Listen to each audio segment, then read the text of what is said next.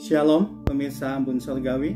Pada saat ini saya akan membawakan satu buah firman Tuhan yang berjudul Mengasihi Allah dengan Setia, yang terambil di dalam kitab Wahyu 3 ayat 14 sampai 22. Tapi sebelumnya mari kita berdoa bersama-sama. Tuhan, pada saat ini kami akan mendengarkan firman-Mu. Biarlah Tuhan yang akan berbicara dan Tuhan akan beri kepada kami hati yang hati seorang murid yang mau belajar untuk firman Tuhan. Terima kasih Tuhan. Kami serahkan firman Tuhan ini ke dalam tangan Tuhan. Dalam nama Tuhan Yesus saja kami berdoa. Amin. Saudara, bacaan di kitab Wahyu ditujukan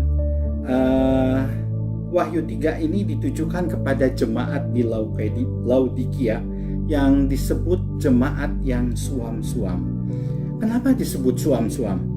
Karena tidak panas dan juga tidak dingin. Tadinya saya bingung, kenapa Tuhan mempergunakan perumpamaan ini kepada jemaat di Laodikia. Tapi ternyata memang ada dasarnya. Di dekat kota Laodikia ada dua mata air yang mengalir. Yang pertama adalah mata air panas yang digunakan untuk pengobatan. Dan yang kedua, mata air dingin, air murni, air segar, air sehat yang digunakan untuk diminum. Kota Laodikia sendiri tidak mempunyai sumber air. Dan air panas yang dialirkan ke kota itu sampai di sana menjadi suam-suam. Air yang suam itu tidak dapat dipakai untuk pengobatan, juga tidak bisa diminum karena rasanya pahit. Air yang suam itu bila dicicipi pasti akan dimuntahkan. Itulah gambaran rohani dari jemaat Laodikia. Jemaat yang tidak bermanfaat, jemaat yang tidak panas, yang tidak memberikan pemulihan rohani, jemaat yang tidak dingin, yang tidak memberikan kesegaran rohani.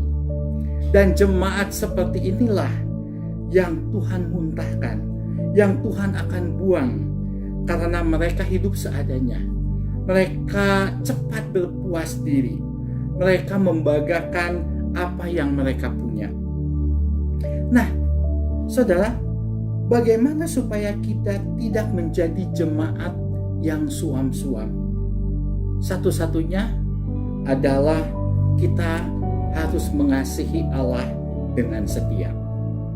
Banyak orang Kristen yang mengatakan, "Aku mengasihi Engkau Yesus."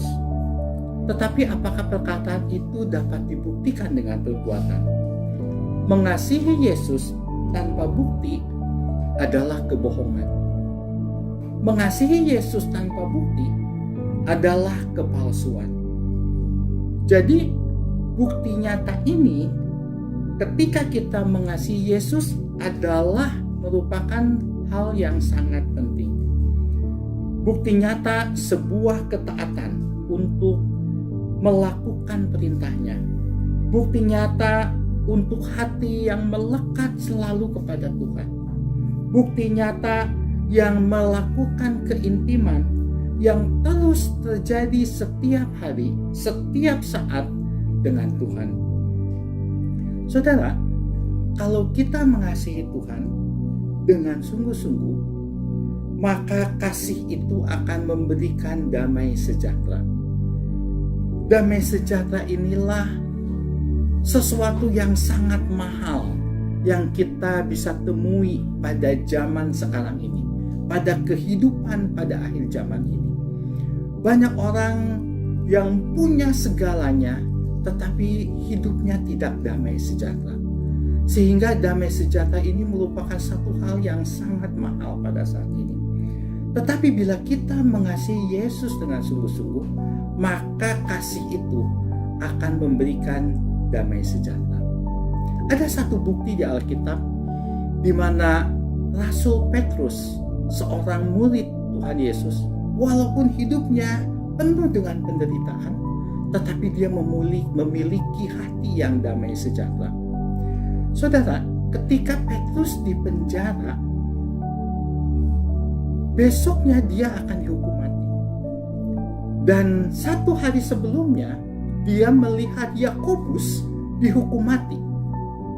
Dan setelah itu bagian Petrus besoknya akan dihukum mati oleh Herodes. Saudara, ketika dia di penjara, dia disimpan di satu sel, dia dikawal oleh 4 regu, masing-masing 4 orang, dan dia dibelenggu. Ketika dia dibelenggu, ada 2 orang pengawal di dalam selnya dan 2 orang di luar sel. Dan dia siap untuk dihukum mati. Saudara, hukum mati pada saat sekarang ini beda sekali dengan hukum mati pada waktu dulu. Hukum mati di Indonesia sekarang biasanya ditembak mati. Dan itu menderita memang. Menderita hanya beberapa detik. Di Amerika lebih manusiawi karena hukum mati itu hanya dengan suntikan saja. Tetapi pada waktu dulu hukuman mati itu sangat menderita. Ada yang dibunuh, ada yang disiksa, ada yang dilempari batu, ada yang ditarik dengan kuda, ada yang digoreng, dan macam-macam. Dan Petrus harus menghadapi hal itu esok harinya.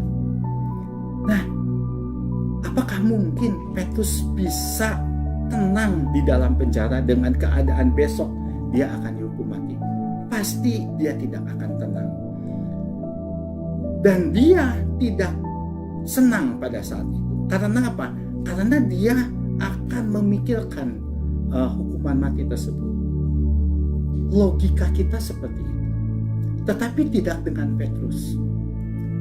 Ketika malaikat datang kepada Petrus, Petrus tidak kaget. Karena apa? Karena Petrus sedang tidur. Malaikat membangunkan Petrus dan akhirnya membawa Petrus keluar dari penjara. Yang menjadi pertanyaannya, mengapa Petrus bisa tidur dalam keadaan yang sangat menderita? Kenapa Petrus bisa tidur ketika keadaan sangat genting? Esok harinya dia akan disiksa. Rupanya Petrus mempunyai damai sejahtera di dalam hatinya. Damai sejahtera itu yang didapatkan karena dia mengasihi Allah. Saudara, di dalam kehidupan kita pada saat ini banyak sekali macam penderitaan. Tetapi bila kita mengasihi Allah dengan sungguh, maka Allah akan memberikan damai sejahtera di dalam kehidupan kita. Oleh sebab itu, marilah kita mengasihi Allah dengan setia, karena Allah itu adalah kasih.